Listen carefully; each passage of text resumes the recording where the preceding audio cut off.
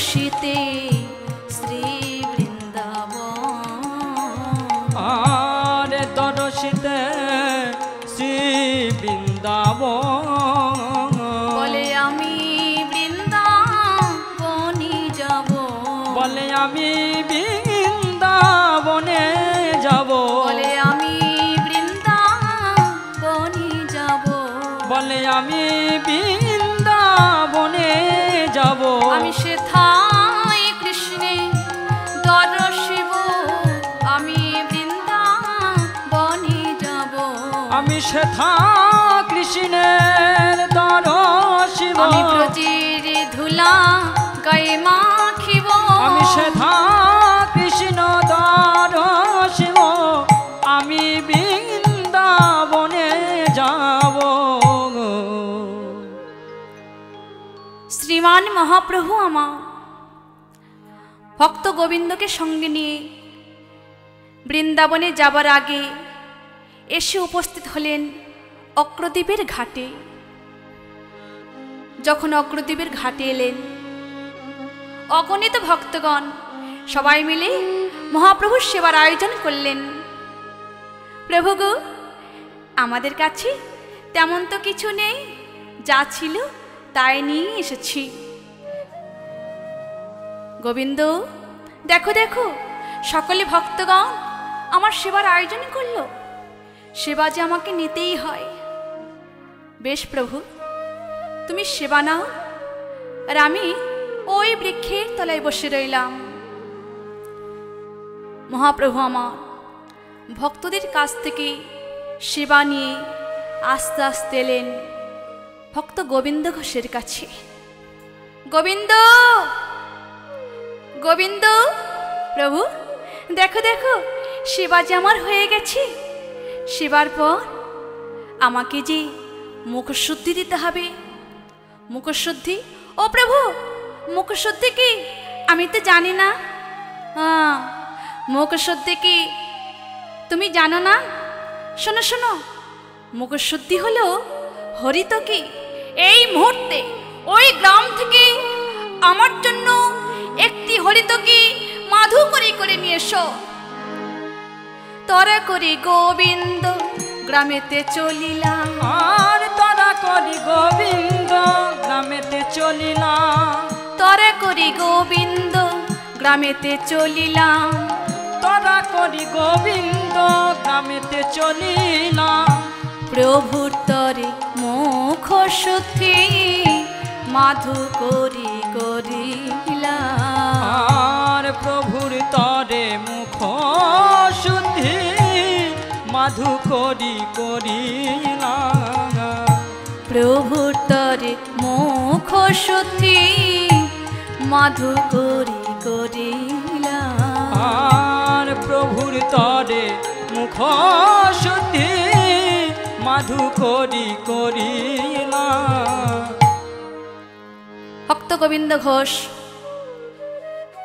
মহাপ্রভুর কথা মতো এক মায়ের দ্বারে এসে উপস্থিত হলেন। মা, ও মা, একই মাগো, আমি যে মহাপ্রভুর মুখশুদ্ধি চাইতে এলাম। মুখশুদ্ধি সঙ্গে সঙ্গে মা আমার জানলেন মহাপ্রভুর মুখশুদ্ধি কি। তাড়াতাড়ি করে একটি হরিতকি ভক্ত গোবিন্দ ঘোষের হস্তে দিলেন। সঙ্গে সঙ্গে ভক্ত গোবিন্দ ঘোষ মনে মনে চিন্তা করলেন, আমাদের মহাপ্রভু এখনো অগ্রদ্বীপে থাকবেন, পরদিন তো আবার বলবে, গোবিন্দ আমার মুখশুদ্ধি দাও। তখন আমি কোথায় পাবো? তার চেয়ে অর্ধেকটা আমি কোটি দেশের মধ্যে লুকিয়ে রাখি, আর অর্ধেকটা মহাপ্রভুর হস্তে দেব। আস্তে আস্তে চললেন ভক্ত গোবিন্দ ঘোষ। মহাপ্রভুর হস্তে অর্ধেকটা হরিতকি তুলে দিলেন। শ্রীমান মহাপ্রভু আমার যখনই অর্ধেকটা হরিতকি হস্তের মধ্যে পেলেন, সঙ্গে সঙ্গে চমকে উঠলেন, একি গোবিন্দ, গোবিন্দ, এ দিয়েছো, অর্ধেকটা হরিতকি আমার হস্তে দিয়েছো, অর্ধেকটা কোথায় রেখেছো? দয়াময় গো, কোথাও তো রাখিনি মধুসূদন। এই তো দয়াময়, কোটি দেশের মধ্যে লুকিয়ে রেখেছিলাম। এই নাও গো দয়াময়, এই নাও। ছি ছি ছি ছি ছি ছি গোবিন্দ, ছি! তুমি না সন্ন্যাসী হয়ে তোমার মনে সঞ্চয় বাসনা, তোমার মনে যখন সঞ্চয় বাসনা, তুমি আর আমার সঙ্গে সাথী হতে পারবে না গোবিন্দ, আর তুমি আমার সঙ্গে সাথী হতে পারবে না, পারবে না, পারবে না। দয়াময়, এ তুমি কি বলছো দয়াময়? না না প্রভু, না, আমায় একা রেখে চলে গেলে আমি কেমন ভাবে থাকবো দয়াময়? প্রভু গো, এমন অপরাধ আর কোনোদিন করব না। না গোবিন্দ, তুমি যে অপরাধ করেছো তার শাস্তি তোমায় পেতেই হবে। তাই এই মুহূর্তে এই অগ্রদ্বীপের তীরে আমি তোমায় চিরদিনের মতো নির্বাসন দিলাম। নির্বাসন? না না না না না প্রভু, না, এই কিছুতেই হতে পারে না দয়াময়। সঙ্গে সঙ্গে ভক্ত গোবিন্দ ঘোষ মহাপ্রভু চরণ দুখানা জড়িয়ে ধরলেন। দয়াময়, আমায় ক্ষমা করে দাও দয়াময়, এমন অপরাধ আর কোনোদিনই করব না। না না গোবিন্দ, চরণ দুখানা তুমি ছেড়ে দাও। তুমি যে অপরাধ করেছ তার শাস্তি তোমায় পেতেই হবে। দয়াময় গো, আমি জানি দয়াময়, আমি যে অপরাধ করেছি তার ক্ষমা নেই। তবু বলছি, আঘাতি যত দাও শক্তি দিও সহিবরে, ওগো দয়াময়, ওগো কৃপাময়। জনমে মরমে যেন সাথী হয়ে থেকো প্রভু, ওগো দয়াময়, ওগো কৃপাময়। জনমে মরমে যেন সাক্ষী হয়ে থেকো প্রভু, ওগো দয়াময়, ওগো কৃপাময়, ওগো দয়াময়, ওগো কৃপাময়। দয়াময় গো, ও দয়াময়, কেহ যদি না চায় মোরে কোনো ক্ষতি নাই, তুমি না চাহিলে পরে সবই যে হারায়। কেহ যদি না চায় মোরে কোনো ক্ষতি নাই, তুমি না চাহিলে পরে সবই যে হারা। কৃপাদানি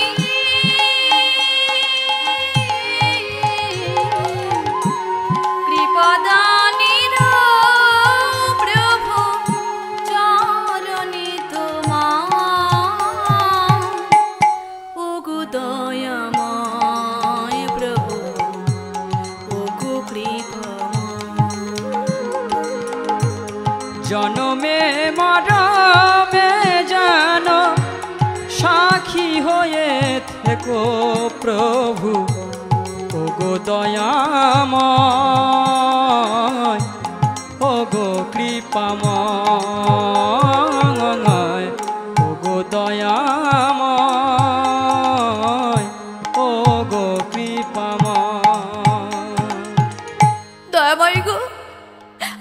বলছি দয়াময়, এই জগতে সবাই বলে প্রভু আমায় সুখ দাও, শান্তি দাও, কিন্তু কোনোদিন কেউ বলেন না প্রভু আমায় দুঃখ দাও। সুখ আর দুঃখ এরা হলো দুটি ভাই। সুখ যদি এসে থাকে, দুঃখ কি না এসে থাকতে পারে দয়াময়? প্রভু গো, তা আমার জীবনে সুখ তো এলো না, নেমে এলো চরম দুঃখ। সুখ তো সবাই চায়, দুঃখটাকে নেবে বলো, জানি প্রভু ভালোবেসে আর কাছে ডেকে নেবে বলো। সুখ তো সবাই চায়, দুঃখটাকে নেবে বলো, জানি প্রভু ভালোবেসে কাছে ডেকে নেবে বলো। তোমারই ক্ষমার মাঝে পাই যেন ঠাঁই, এ জগতে তুমি ছাড়া মোর কেহ নাই। কৃপা দানে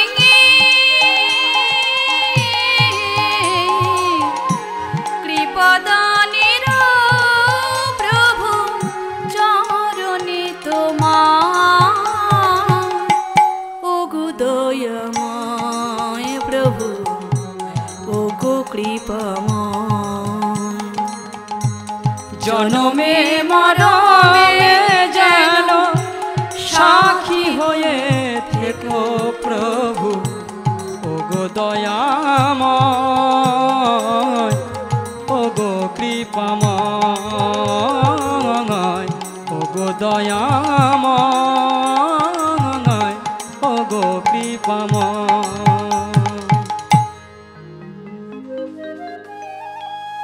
গোবিন্দ, চরণ দুখানা তুমি ছেড়ে দাও। মহাপ্রভু আমার ভক্ত গোবিন্দকে চিরদিনের মতো নির্বাসন দিয়ে চললেন বৃন্দাবনের পথের দিকে। ঊর্ধ্ব পাওনে বাহু তুলে হরিবোল হরিবোল বলতে বলতে যায়, মুখে অহর্নিশি কৃষ্ণ গুণকীর্তন গাইতে গাইতে যায়। হরে কৃষ্ণ কৃষ্ণ কৃষ্ণ হরে হরে, হরে রাম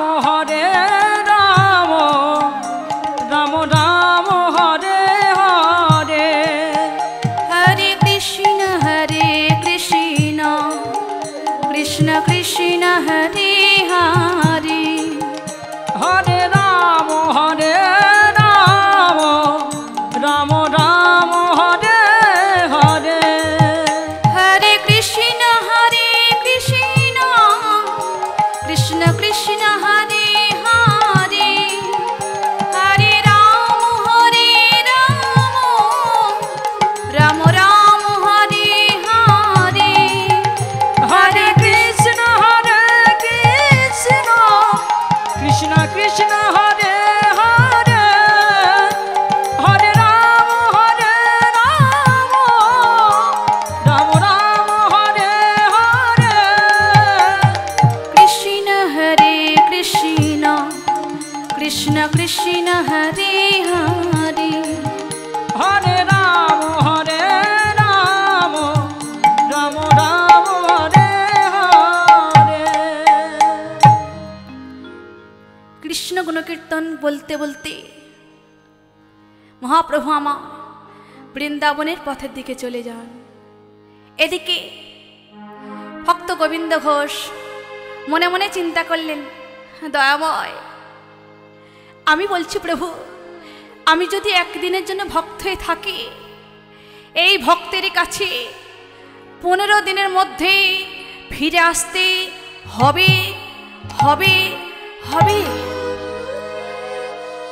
ভক্ত গোবিন্দ ঘোষ ওই অগ্রদ্বীপের তীরে একটি তালপাতার কুঁড়ে ঘর নির্মাণ করলেন। এইভাবে একদিন যায়, দুদিন যায়, 3 দিন যায়। যখন 9 দিন পড়ল, মনে মনে চিন্তা করলেন, প্রভু গো, 9 দিন যখন কেটে গেছে, আর বুঝি আমার কাছে আসবে না। প্রভু যখন আমার কাছে এলোই না, এ প্রাণ আর আমি রাখবো না। এই অগ্রদ্বীপের জলে প্রাণ বিসর্জন দেব দেব দেব। ভক্ত গোবিন্দ ঘোষ 1 কুমোর জলে নামলেন প্রাণ বিসর্জন দেবে বলে। এদিকে রাধা কৃষ্ণ মিলিত তনু হলো। আমার গৌর সুন্দর দূর থেকে দেখছেন, একে ভক্ত যদি মারা যায়, ভগবানকে কে সেবা দেবে? ভক্তকে তো রক্ষা করতেই হবে। রাধা কৃষ্ণ হতে একঙ্গ চলে এলো ভক্তের জন্য। যেই মাত্র প্রাণ বিসর্জন দিতে যাবেন, এমন সময় কি হলো? ভাসিতে